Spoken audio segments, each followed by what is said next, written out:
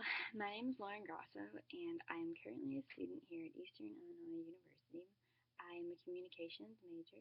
I am taking a class right now called Research Methods, and as our assignment, we had to do a research paper on a topic of our choice. I chose to do mine on communication styles of depressed college students. As you guys, as most people know, depression is an illness of the mental mind thought. This is something that affects millions of people and it affects people around the world. Anyone can be affected by this. Between medication, counseling, most people deal with the symptoms, but there's not a specific cure for the disease. Just a few symptoms: loneliness, they feel lost. This is usually turns to isolation as a coping method, which is why I wanted to see um, the differences between their communicative styles and the non-depressed peers. When it comes to being a college student, you're already going through so many life changes, so it's going to be something that easily makes you vulnerable for depression. Um, a lot of times, college students tend to show these attitudes because they're leaving home. That's your place of comfort. So you come to this new place and you are surrounded by all new things, new people, you people that you once were surrounded by were all your friends, you now have strangers.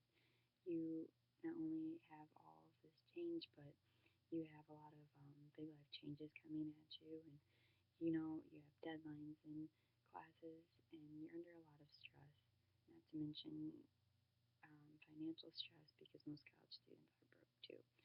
So, what I wanted to do is to see how all these factors came into play, how many students are dealing with these, how many people have dealt with all this and then, been diagnosed with depression, how many are not diagnosed with depression, and kind of see mainly the different ways in which these people interact on campus through different communicative styles. So I want to look at the ways in which these who claim to be depressed, how they interact socially for students who aren't depressed.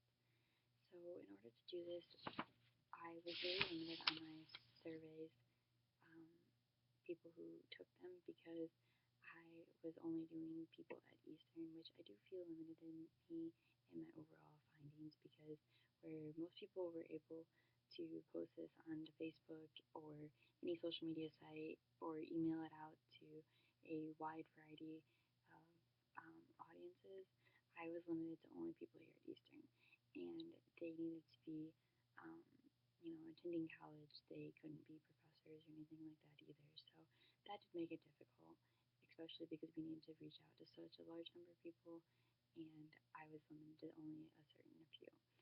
So in order to get my survey completed, I used the advantage of being in a sorority. We had a chapter meeting one night, and so I just kind of passed out mine to girls in the house because I knew them too. It was very important that this was kept anonymous. So when they were handed out the survey, I did not collect them. They filled out the survey and they just set it on the table when they were done. There was no name or anything. So again, keeping everything completely anonymous.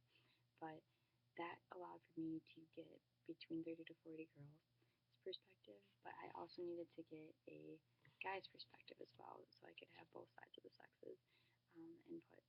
So in order to do that, I then at random would pass by people on campus, and anytime I would see a male, I would ask, would you have time to take this? Or if I had a class with guys, I would be like, if by chance could you take this from me?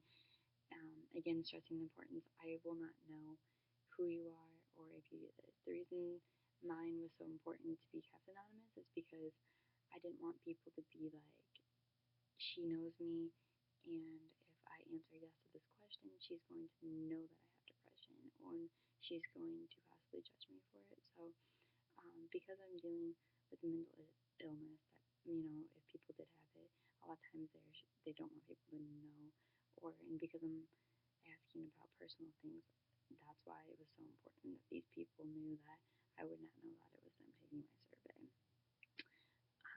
So after doing that, I was able to get about 40 people to complete my survey, which again limited me because having more people, this would have been a lot easier to do, but I only had 40 people. So that did hurt me in my overall findings, but I was able to work with it and find people to complete my survey still.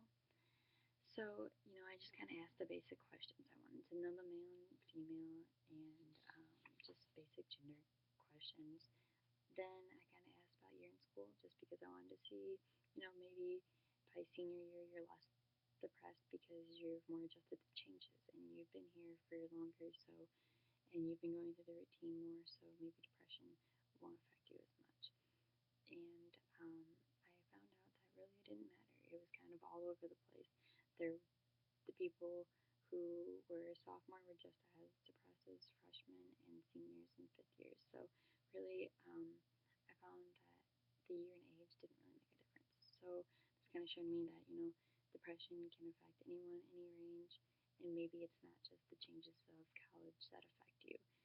So that was something that really kind of stood out to me because I was expecting a lot of differences. I was expecting a different result there. Um, I also asked an age, and basically everyone that took my survey was in, the college age, ranging between 18 and 25. There was no one over that. Most of them were single. I had a few that were married, a few dating, but none of it really played into my results findings like that. I wanted to see relationships with a family to see if maybe that had an effect. Did you grow up in a household where you weren't close with your parents or your family or anything like that? Because if you grow up lonelier, you're probably going to go away and have a greater tendency, or you're going to be more at risk. And a lot of my research that I did before I conducted my study showed that family relationship is a huge factor in later lifehood depression because, if you're not close with someone at home, it's kind of hard to do this. So I saw that relationship with family really um, did matter. Unfortunately, most of my people answered that they were close with their family, so I couldn't really go off of that. My next question that I asked that was probably the most important of all of my researches. I asked how many people enjoyed being in college. I got, again, almost 90% of mine to say that they did enjoy being here at Eastern, which kind of hurt my findings because if I would have had a bigger number of people, maybe I would have had people say no, and it'd been easier to find this out. Then I kind of asked about people being or involved on campus. I found that there are a lot of people that took my survey, and a lot of them are involved in many different things, everything from Greek life to sports teams to being organization presidents and different types of clubs and IMs and all kinds of things. So I found that really to be interesting that a lot of people who took my survey were very, very involved on campus. With that, I ended up finding out that with my original hypothesis of the fact that people who um, are depressed are not very involved or interactive or anything like that, it turned out that everyone who took my survey is very, very involved. Also found out that with my survey, the people who I had asked the question, are they depressed? They told me that they were not, was my overall finding. So I originally had gone into this with the hypothesis that over half of college students suffered from depression, and that turned out not to be true.